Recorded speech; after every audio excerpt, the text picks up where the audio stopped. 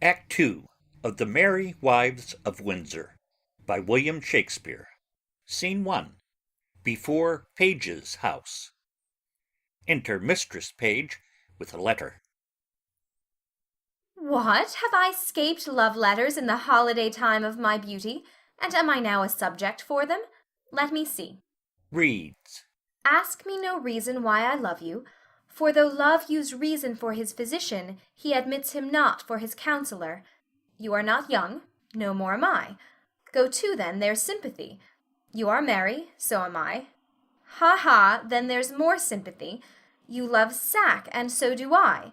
Would you desire better sympathy? Let it suffice thee, Mistress Page, at the least if the love of soldier can suffice, that I love thee. I will not say pity me, 'tis not a soldier-like phrase, but I say love me. By me, thine own true knight, by day or night, or any kind of light, with all his might for thee to fight, John Falstaff. What a Herod of Jewry is this! O wicked world! One that is well nigh worn to pieces with age to show himself a young gallant.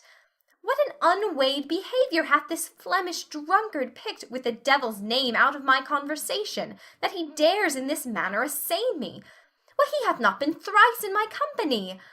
What should I say to him? I was then frugal of my mirth, heaven forgive me. Why, I'll exhibit a bill in the Parliament for the putting down of men. How shall I be revenged on him? For revenged I will be, as sure as his guts are made of puddings. Enter Mistress Ford. Mistress Page, trust me I was going to your house. And trust me I was coming to you. You look very ill.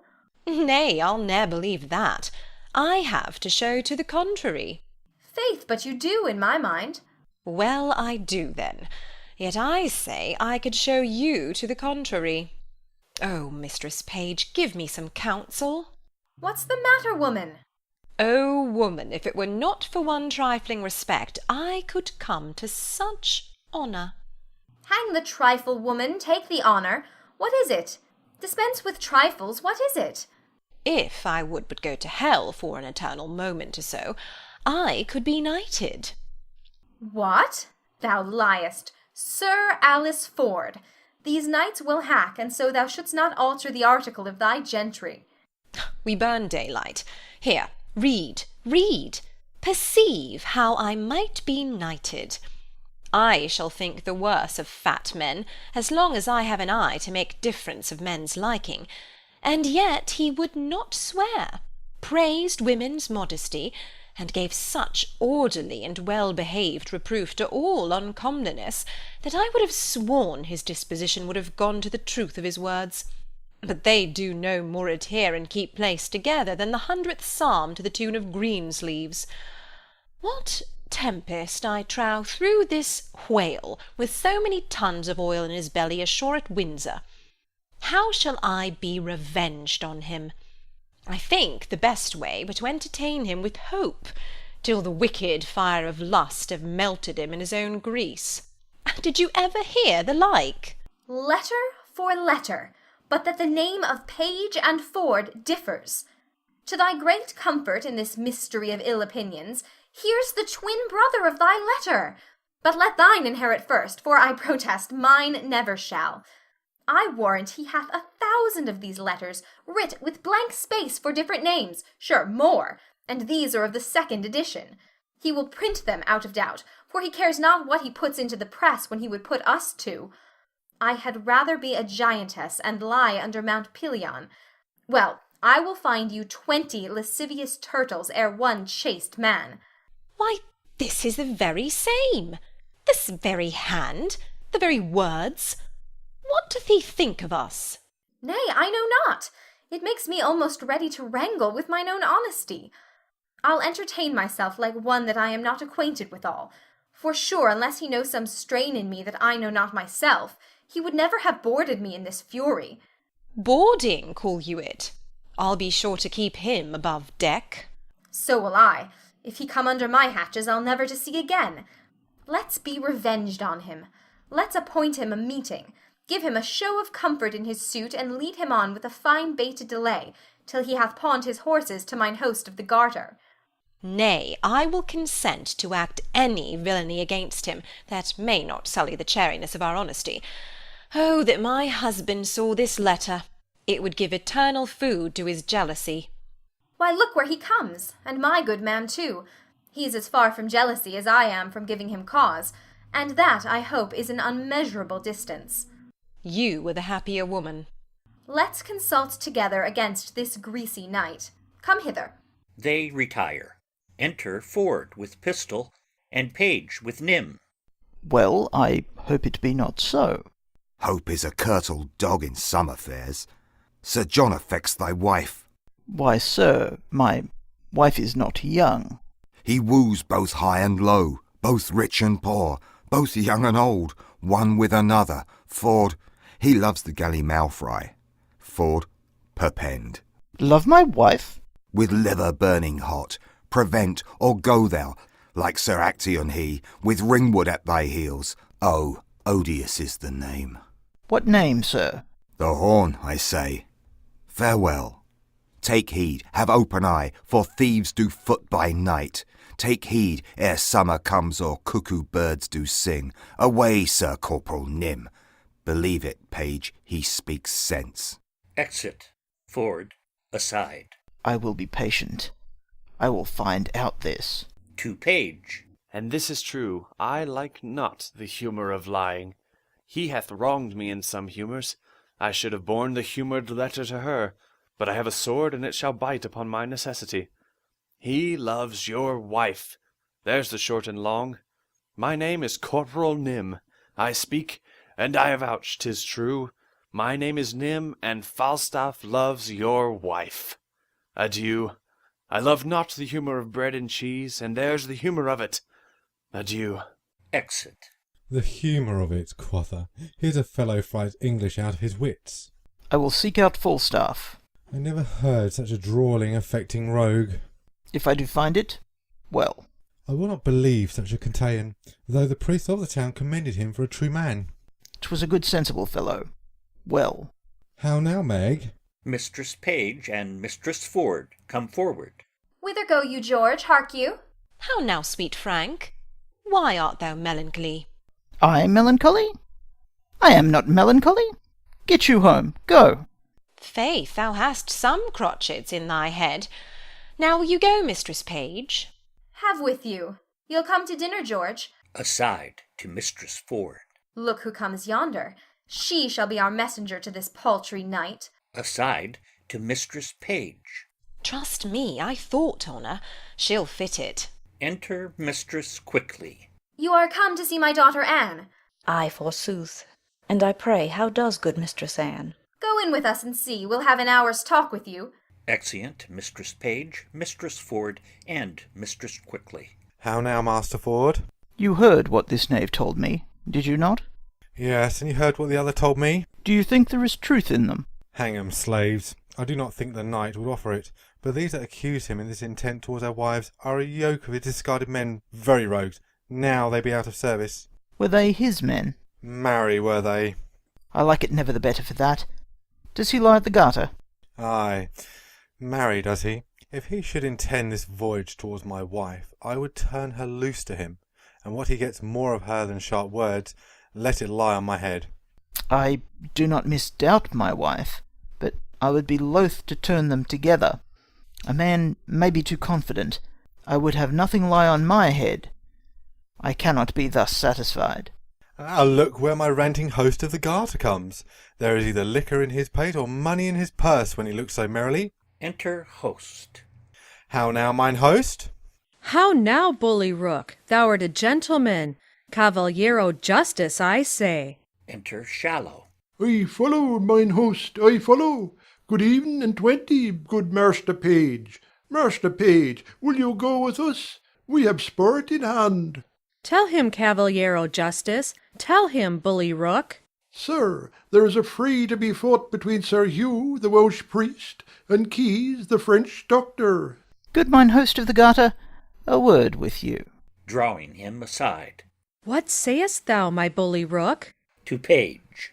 Will you go with us to behold it? My merry host hath had the measuring of their weapons, and I think hath appointed them contrary places, for, believe me, I hear the parson is no jester. Hark, I will tell you what our sport shall be. They converse apart. Hast thou no suit against my knight, my guest cavalier? None, I protest. But I'll give you a pottle of burnt sack to give me recourse to him, and tell him my name is Brooke. Only for a jest. My hand, bully, thou shalt have egress and regress. Said I well? And thy name shall be Brooke. It is a merry night. Will you go, and Harris? Have with you, mine host. I have heard the Frenchman hath good skill in his rapier. Tut, sir, I could have told you more. In these times you stand on distance, your passes, stoccados, and I know not what. 'Tis the heart, Master Page, 'tis the heart, 'tis here. I have seen the time, with my long sword, I would have made you four tall fellows skip like rats. Here, boys, here, here. Shall we wag? Have with you. I'd rather hear them scold than fight. Exeunt host, shallow, and page. Though Page be a secure fool, and stands so firmly on his wife's frailty, yet I cannot put off my opinion so easily. She was in his company at Page's house, and what they made there I know not. Well, I will look further into it, and I have a disguise to sound Falstaff. If I find her honest, I'll lose not my labour. If she be otherwise, 'tis labour well bestowed. Exit. Act 2, Scene 2. A room in the Garter Inn. Enter Falstaff and Pistol. I will not lend thee a penny. Why, then the world's mine oyster, which I with sword will open. Not a penny. I have been content, sir, you should lay my countenance to pawn. I have grated upon my good friends for 3 reprieves for you and your coach-fellow Nym, or else you had looked through the grate like a gemony of baboons. I am damned in hell for swearing to gentlemen, my friends, you were good soldiers and tall fellows. And when Mistress Bridget lost the handle of her fan, I took it upon mine honour thou hadst it not. Didst not thou share? Hadst thou not 15 pence? Reason, you rogue, reason. Thinkest thou I'll endanger my soul gratis? At a word, hang no more about me. I am no gibbet for you. Go! A short knife and a throng. To your manner of pick-tatch. Go! You'll not bear a letter for me, you rogue. You stand upon your honour. Why, thou unconfinable baseness, it is as much as I can do to keep the terms of my honour precise. I myself sometimes, leaving the fear of God on the left hand, and hiding mine honour in my necessity, am fain to shuffle, to hedge, and to lurch, and yet you, rogue, will ensconce your rags, your catamountain looks, your red lattice phrases, and your bold-beating oaths, under the shelter of your honour. You will not do it, you. I do relent. What would thou more of man? Enter Robin. Sir, here's a woman would speak with you. Let her approach. Enter Mistress Quickly. Give your worship good morrow. Good morrow, good wife. Not so, an it please your worship. Good maid, then. I'll be sworn as my mother was the first hour I was born. I do believe the swearer. What with me? Shall I vouchsafe your worship a word or two? 2,000, fair woman, and I'll vouchsafe thee the hearing. There is one Mistress Ford, sir. I pray come a little nearer this ways. I myself dwell with Master Dr. Caius. Well, on. Mistress Ford, you say? Your worship says very true. I pray your worship come a little nearer this ways. I warrant thee, nobody hears. Mine own people. Mine own people. Are they so? God bless them and make them his servants. Well, Mistress Ford, what of her? Why, sir, she's a good creature. Lord, your worship's a wanton. Well, heaven forgive you and all of us, I pray. Mistress Ford, come, Mistress Ford. Marry, this is the short and the long of it. You have brought her into such a canaries as 'tis wonderful. The best courtier of them all, when the court lay at Windsor, could never have brought her to such a canary. Yet there has been knights and lords and gentlemen, with their coaches, I warrant you, coach after coach, letter after letter, gift after gift, smelling so sweetly, all musk and so rustling, I warrant you, in silk and gold, and in such elegant terms, and in such wine and sugar of the best and the fairest, that would have won any woman's heart. And I warrant you they could never get an eye wink of her. I had myself 20 angels given me this morning, but I defy all angels in any such sort as they say, but in the way of honesty. And I warrant you they could never get her so much as sip on a cup with the proudest of them all, and yet there has been earls, nay, which is more, pensioners, but I warrant you all is one with her. But what says she to me? Be brief, my good She-Mercury. Marry, she hath received your letter, for the which she thanks you 1,000 times, and she gives you to notify that her husband will be absent from his house between 10 and 11. 10 and 11? Ay, forsooth, and then you may come and see the picture, she says, that you wot of. Master Ford, her husband, will be from home. Alas, the sweet woman leads an ill life with him. He's a very jealousy man. She leads a very frampold life with him, good heart. 10 and 11. Woman, commend me to her. I will not fail her. Why, you say well. But I have another messenger to your worship. Mistress Page hath her hearty commendations to you too. And let me tell you in your ear, she's as virtuous a civil modest wife, and one, I tell you, that will not miss you morning nor evening prayer, as any is in Windsor, whoe'er be the other. And she bade me tell your worship that her husband is seldom from home, but she hopes there will come a time. I never knew a woman so dote upon a man. Surely I think you have charms, la, yes, in truth. Not I assure thee. Setting the attraction of my good parts aside, I have no other charms. Blessing on your heart for it. But, I pray thee, tell me this. Has Ford's wife and Page's wife acquainted each other how they love me? That were a jest indeed. They have not so little grace, I hope. That were a trick indeed. But Mistress Page would desire you to send her your little page of all loves.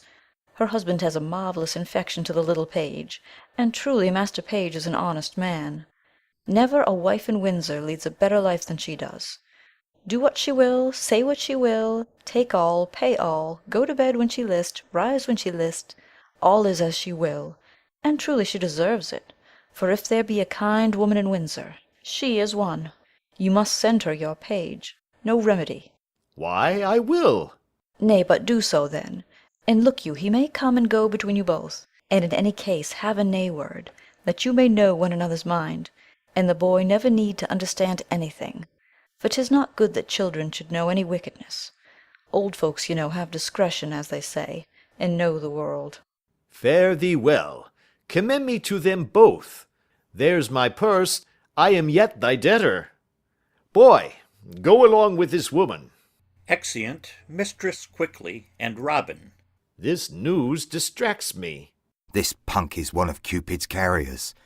Clap on more sails. Pursue. Up with your fights. Give fire. She is my prize, or ocean whelm them all. Exit. Sayest thou so, old Jack? Go thy ways. I'll make more of thy old body than I have done. Will they yet look after thee? Wilt thou, after the expense of so much money, be now a gainer? Good body, I thank thee. Let them say 'tis grossly done, so it be fairly done, no matter. Enter Bardolph. Sir John, there's one Master Brooke below would fain speak with you and be acquainted with you, and has sent your worship a morning's draught of sack. Brooke is his name? Ay, sir. Call him in. Exit Bardolph. Such brooks are welcome to me, that o'erflow such liquor. Aha! Mistress Ford and Mistress Page, have I encompassed you? Go to, via. Re-enter Bardolph with Ford, disguised. Bless you, sir. And you, sir, would you speak with me? I make bold to press with so little preparation upon you. You're welcome. What's your will? Give us leave, drawer. Exit Bardolph. Sir, I am a gentleman that have spent much. My name is Brooke. Good Master Brooke, I desire more acquaintance of you. Good Sir John, I sue for yours, not to charge you, for I must let you understand I think myself in better plight for a lender than you are, that which hath something emboldened me to this unseasoned intrusion, for they say, if money go before, all ways do lie open. Money is a good soldier, sir, and will on. Troth, and I have a bag of money here troubles me. If you will help me to bear it, Sir John, take all, or half, for easing me of the carriage. Sir, I know not how I may deserve to be your porter. I will tell you, sir, if you will give me the hearing. Speak, good Master Brooke, I shall be glad to be your servant. Sir, I hear you are a scholar. I will be brief with you. And you have been a man long known to me, though I had never so good means as desire to make myself acquainted with you.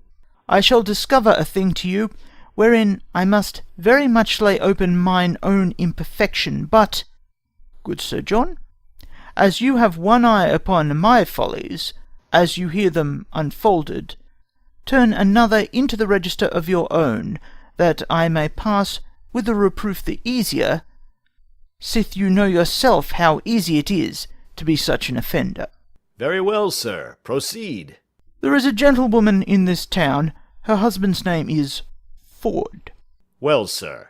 I have long loved her, and I protest to you, bestowed much on her, followed her with the doting observance, engrossed opportunities to meet her, feed every slight occasion that could but niggardly give me sight of her, not only bought many presents to give her, but have given largely to many to know what she would have given.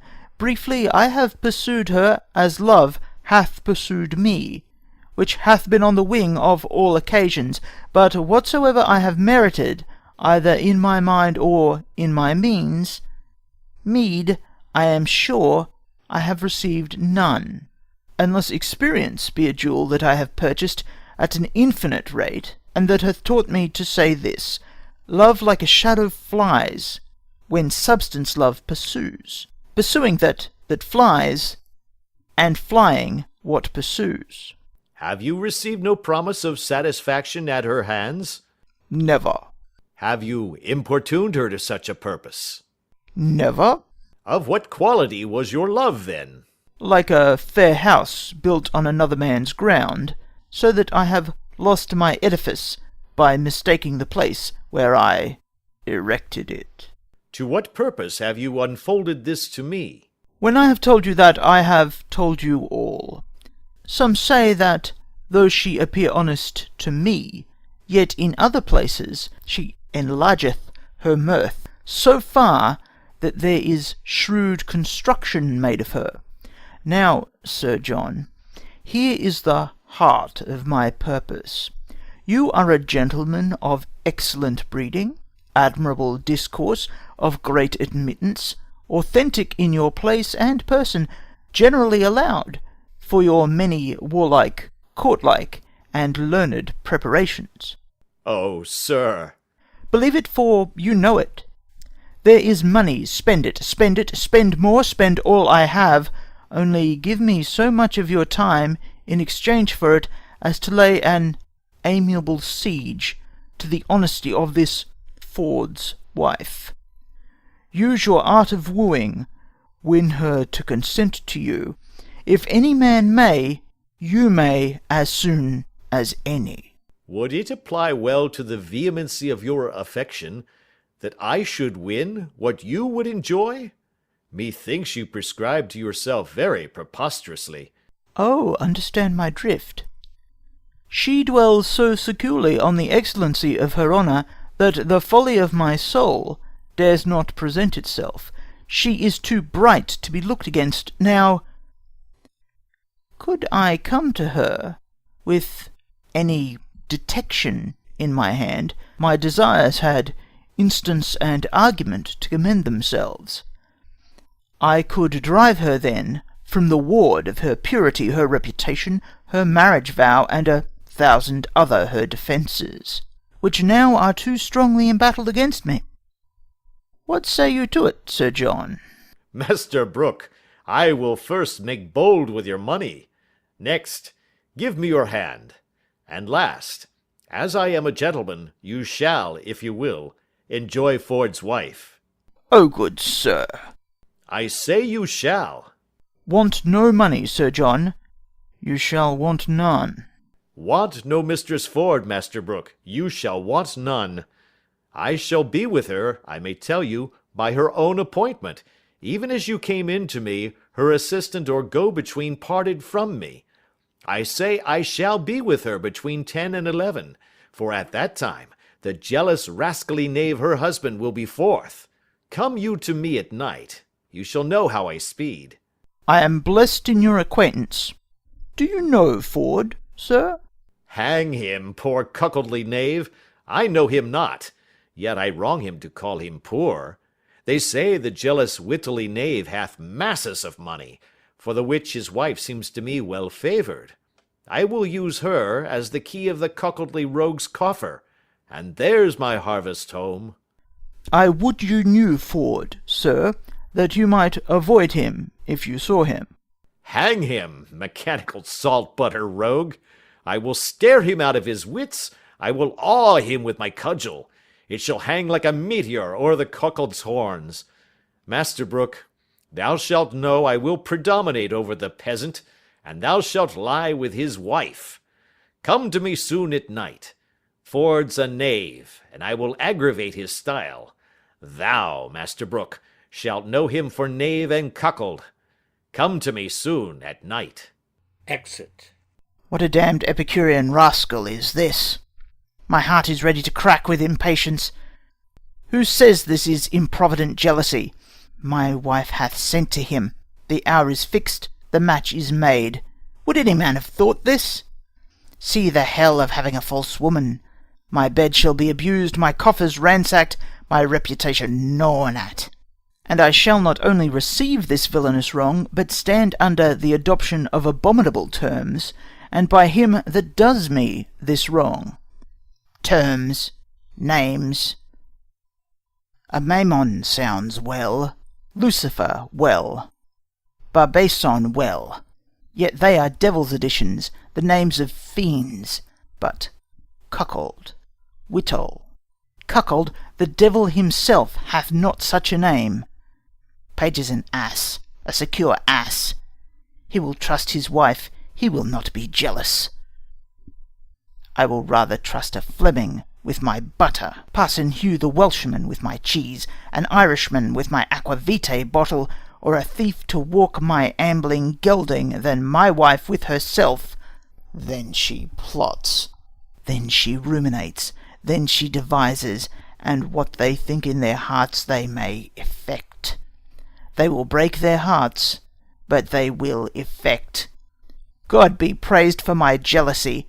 11 o'clock the hour, I will prevent this, detect my wife, be revenged on Falstaff, and laugh at Page.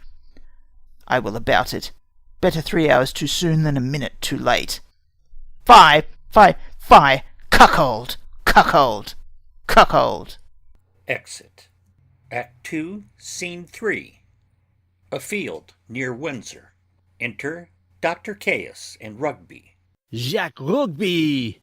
Sir? What is the clock, Jack? 'Tis past the hour, sir, that Sir Hugh promised to meet. By gar, he has saved his soul that he is no come. He has prayed his Bible well that he is no come. By God, Jack Rugby, he is dead already if he be come. He is wise, sir. He knew your worship would kill him if he came. By God, the herring is not dead so as I will kill him. Take a rapier, Jack. I will tell you how I will kill him. Alas, sir, I cannot fence. Villainy! Take your rapier! Forbear. Here's company. Enter host, shallow, slender, and Page. Bless thee, bully doctor. God save you, Master Dr. Keys. Give you good morrow, sir. What be all of you 1, 2, 3, 4 come for? To see thee fight, to see thee foin, to see thee traverse, to see thee here, to see thee there, to see thee pass thy punto, thy stock, thy reverse, thy distance, thy montant. Is he dead, my Ethiopian? Is he dead, my Francisco? Ha, bully! What says my Aesculapius? My Galen? My heart of elder? Ha! Is he dead, bully stale? Is he dead? By God, he is the coward Jack priest of the world. He is not show his face. Thou art a Castilian king urinal, Hector of Greece, my boy.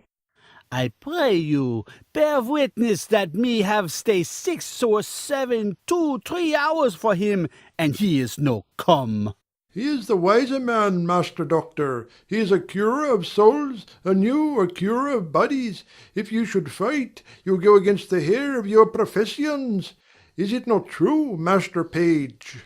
Master Shallow, you have yourself been a great fighter, though now a man of peace. Bodikins, Master Page, though I now be old and of the peace, if I see a sword out, my finger itches to make one. Though we are justices and doctors and churchmen, Master Page, we have some salt of our youth in us. We are the sons of woman, Master Page. 'Tis true, Master Shallow. It will be found so, Master Page. Master Doctor Keys, I am come to fetch you home. I am sworn of the peace. You have showed yourself a wise physician, and Sir Hugh hath shown himself a wise and patient churchman. You must go with me, Master Doctor. Pardon, guest justice. A word, Monsieur Mockwater. Mockwater, what is that? Mockwater in our English tongue is valor, bully. By God, then I have as much mockwater as the Englishman. Scurvy jackdog priest, by God, me will cut his ears. He will clapper-claw thee tightly, bully. Clappity-claw, what is that? That is, he will make thee amends.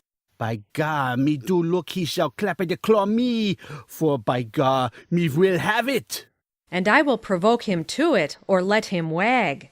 Me thank you for that. And moreover, bully, but first, Master Guest and Master Page, and eke Cavaliero Slender, go you through the town to Frogmore. Aside to them. Sir Hugh is there, is he? He is there. See what humour he is in, and I will bring the doctor about by the fields. Will it do well? We will do it. Adieu, good Master Doctor. Exeunt Page, Shallow, and Slender. By God, me will kill the priest, for he speak for a jackanape to an page. Let him die. Sheathe thy impatience, throw cold water on thy collar. Go about the fields with me through Frogmore. I will bring thee where Mistress Anne Page is, at a farmhouse a-feasting, and thou shalt woo her. Cried I aim? Said I well? By God, me thank you for that. By God, I love you, and I shall procure you the good guest, the earl, the knight, the lords, the gentlemen, my patience. For the which I will be thy adversary toward Anne Page. Said I well? By God, 'tis good, well said. Let us wag then. Come at my heels, Jack Rugby. Exeunt. End of Act 2.